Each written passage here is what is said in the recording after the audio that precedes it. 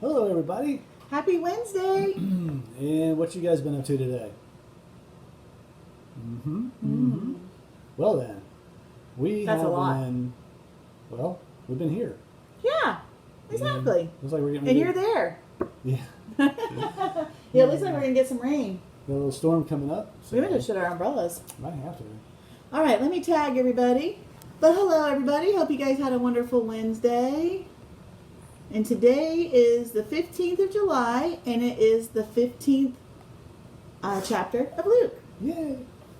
Well, Rick's going to do most of the chapter review today. I'll just have a little bit of butt-ins. Which are, I like those. I'm trying to, the thing's moving, see?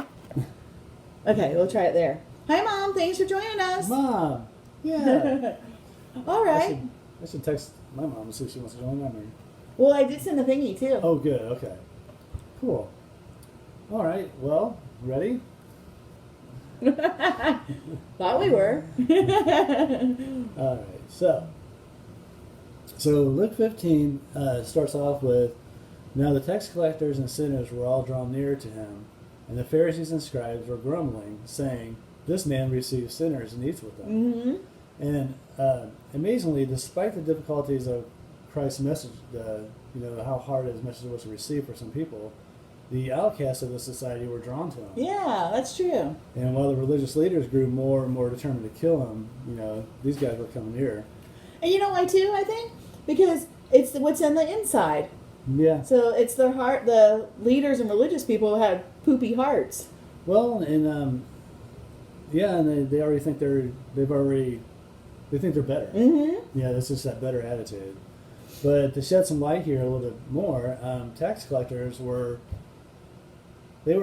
contracted workers who collected taxes for the government. Mm-hmm. Actually, tax collectors here in the Bible were employed by publicans, which were like wealthy men, usually non-Jewish, but they were contracted for the Roman government. Mm-hmm. And they were responsible for taxes of particular areas in the Roman state.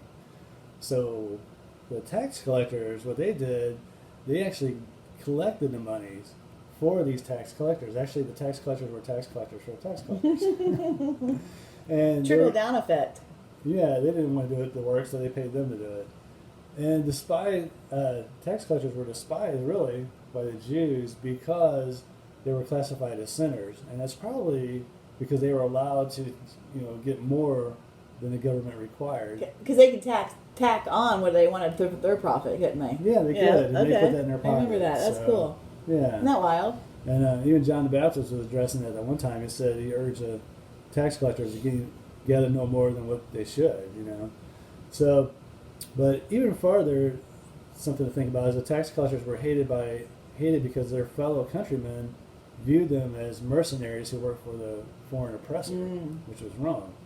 And so they saw them, it'd be like, another country, doing that with us. It would be, we'd hate the tax collectors for the country because we're like, So Jesus, however, set a new precedent among the Jews by accepting and associating with tax collectors. He ate with them, remember that, and then remember that Mark, and he bestowed saving grace on them, and even chose a tax collector as one of the 12 disciples. Which is pretty amazing. So, Probably a big slap in the face, too. it probably was. I mean, the message of Jesus was that God would welcome the repentant, Yeah. tax collectors, but he would spurn the arrogant Pharisees. And so, his mission was to bring sinners, people like tax collectors of his day, into the presence of God. That's awesome. So when we go back, and just to finish this up, and I didn't do the whole chapter, I just did part of it because, I wanted We're just touching base. just touching base, yeah. So Jesus here, when the Pharisees are grumbling because the tax collectors and all them were coming near Jesus, he told them the parable about if a man had 100 sheep and he lost one of them, he'd go, everywhere he had to go to find that sheep. And then when he got him, he'd be excited. And so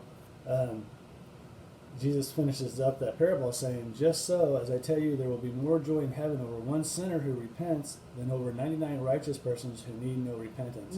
And that's the bottom line with this is the takeaway is that we need to see ourselves as we are before God. We need an advocate. that we can't go before God ourselves. Just like you go to an attorney or a judge or something like that, you need somebody to stand in place for you.